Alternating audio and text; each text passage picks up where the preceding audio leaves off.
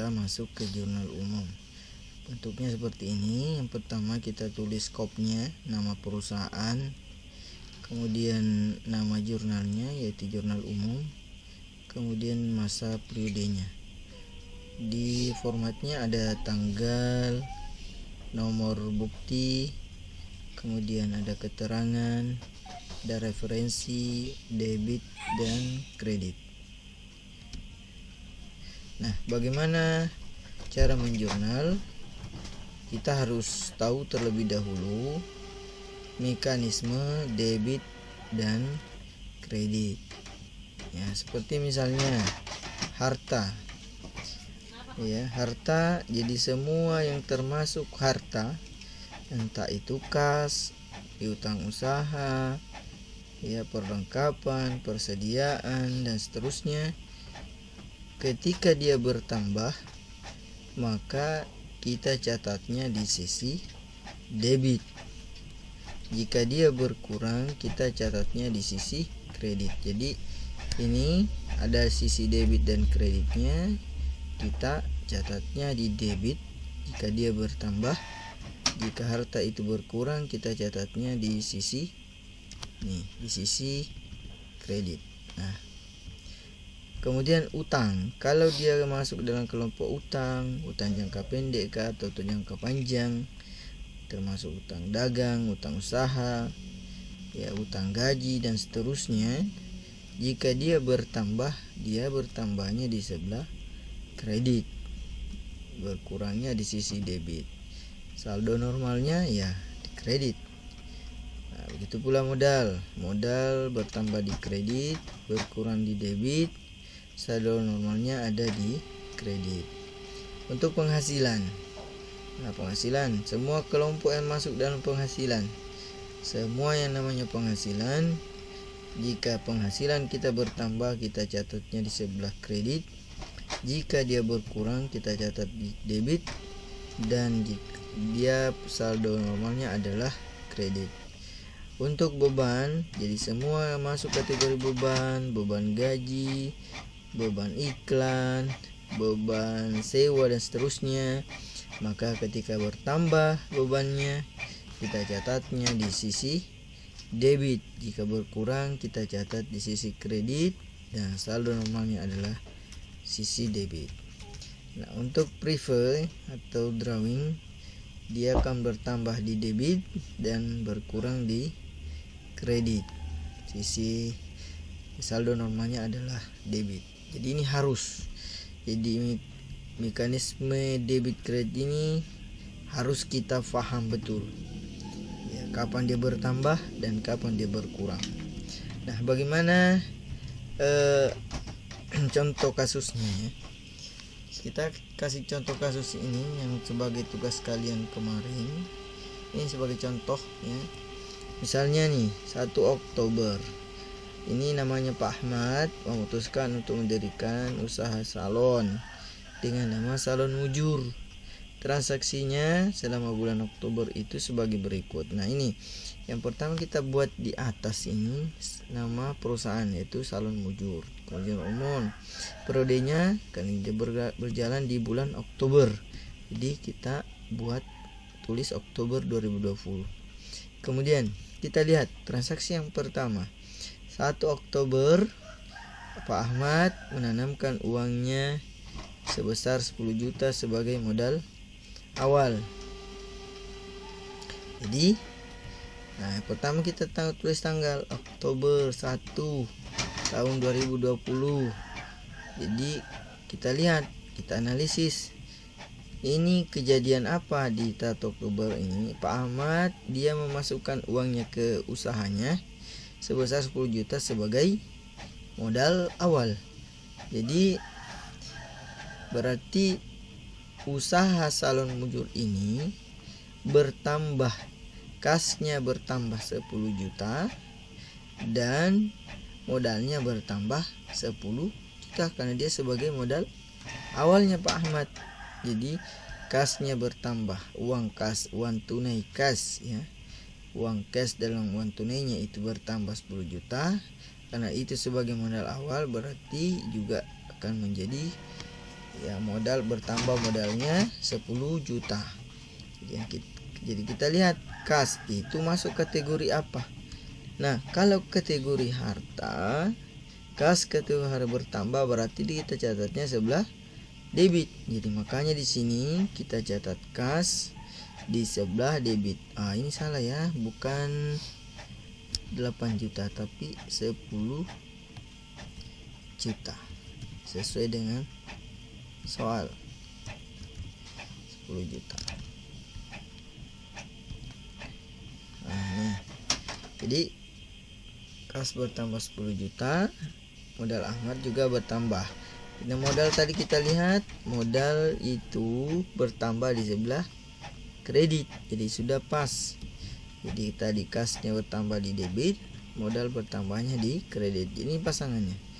Kas 10 juta debit, modal Ahmad kredit. Kita lihat transaksi tanggal 2 Oktober. 2 Oktober dibayar sewa kantor selama 1 tahun sebesar 1.200.000. Sewa kantor selama 1 tahun berarti ini sewanya dibayar di muka, karena dibayar dulu belum dipakai. Jadi namanya sewa dibayar di muka, itu nama akunnya. Jadi sewa dibayar di muka nama akunnya. Nah,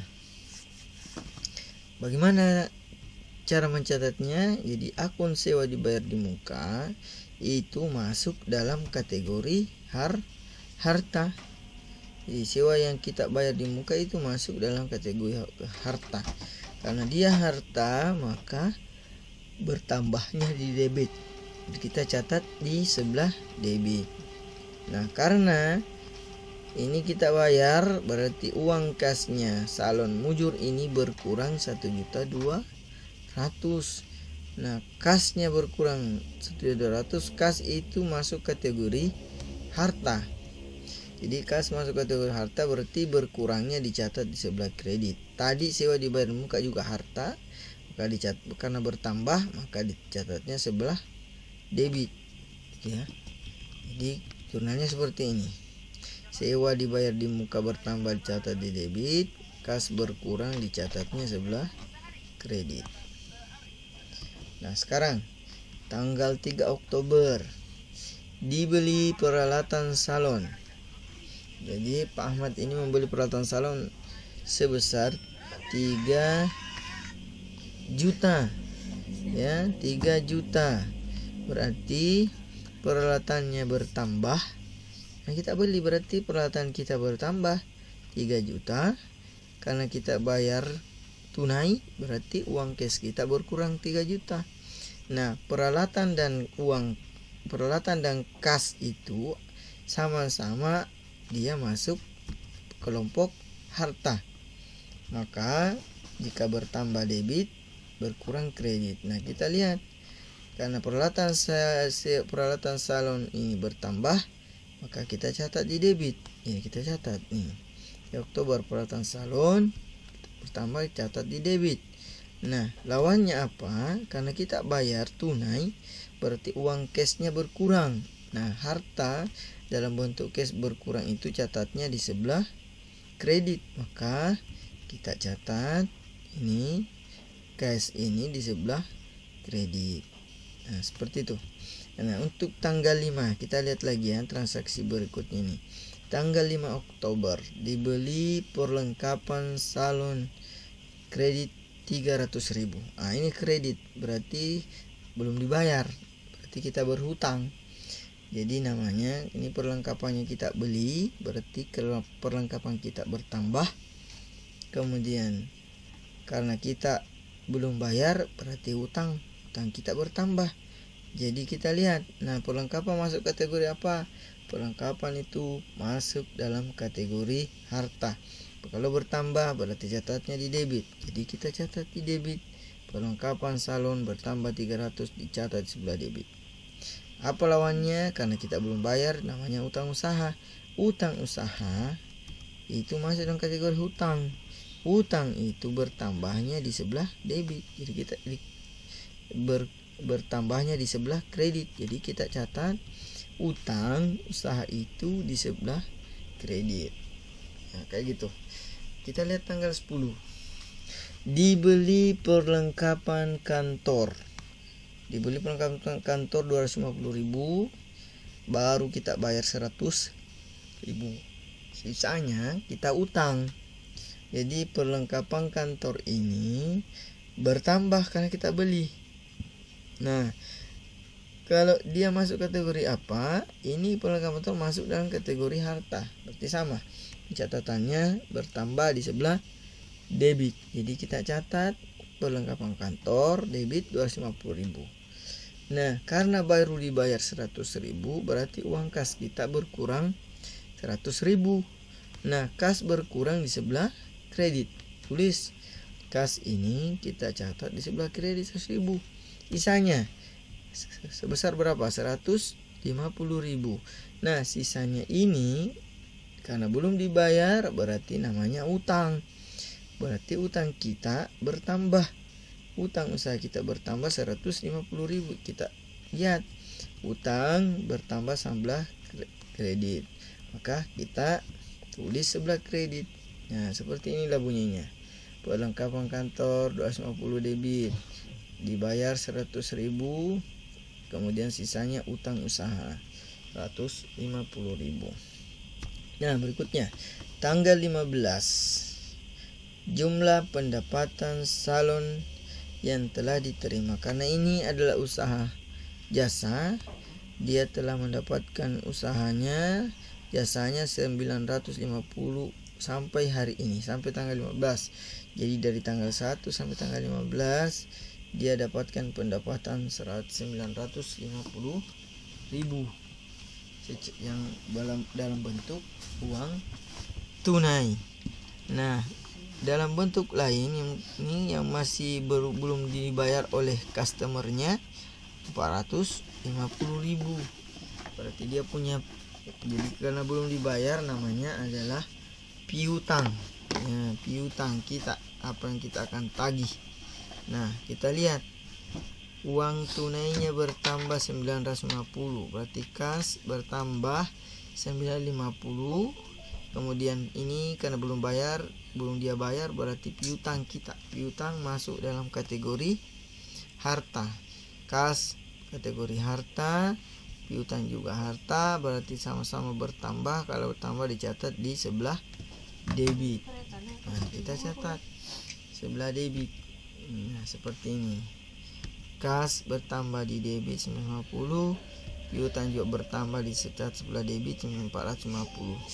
Nah, apa lawannya?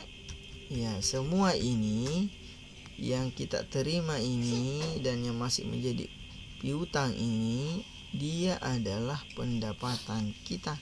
Jadi kita akui sebagai pendapatan. Nah, kita lihat tadi pendapatan ini, penghasilan ini bertambah di sebelah kredit, berarti sudah benar. Kita catatnya pendapatan jasa bertambah sebelah kredit. Jadi seperti ini bunyinya.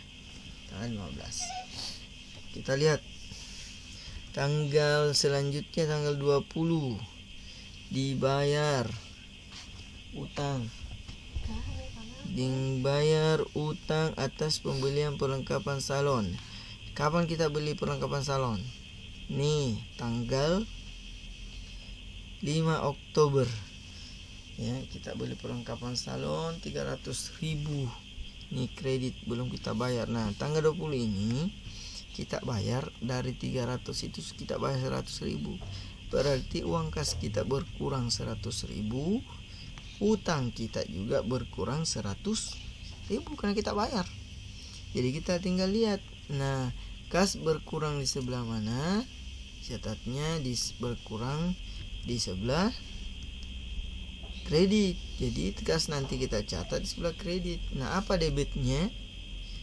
Nah, debitnya itu adalah karena utang.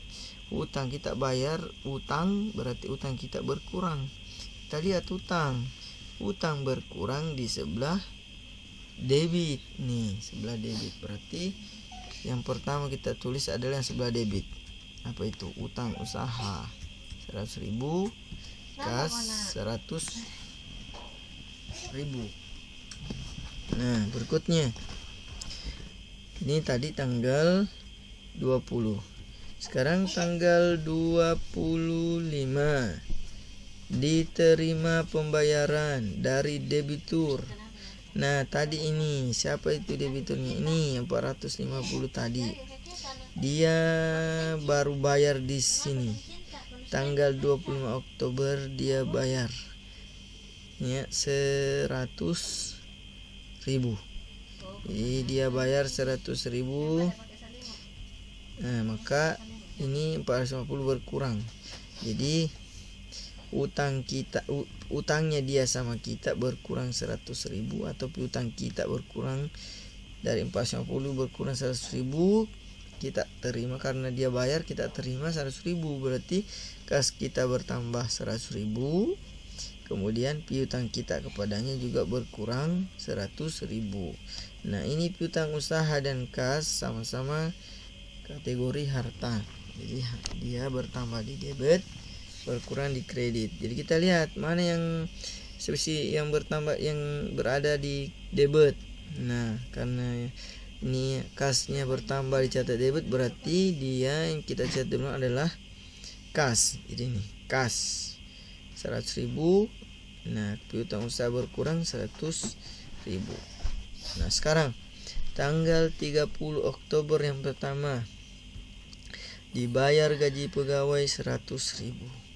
Berarti beban gajinya, karena ini di beban gaji, karena dia gaji pegawai kita, jadi beban gaji jadi 100.000. Jadi beban gajinya bertambah, dicatat di debit. Jadi kita catat di debit, beban gaji debit 100.000. Kemudian karena kita bayar, berarti kas berkurang 100.000. Nah, begitu pula nih yang tanggal 30 kedua, Ahmad mengambil uang. Jadi uangnya perusahaan berkurang 400.000. Ya, dia sebagai pengambilan prive, berarti privenya bertambah 400.000.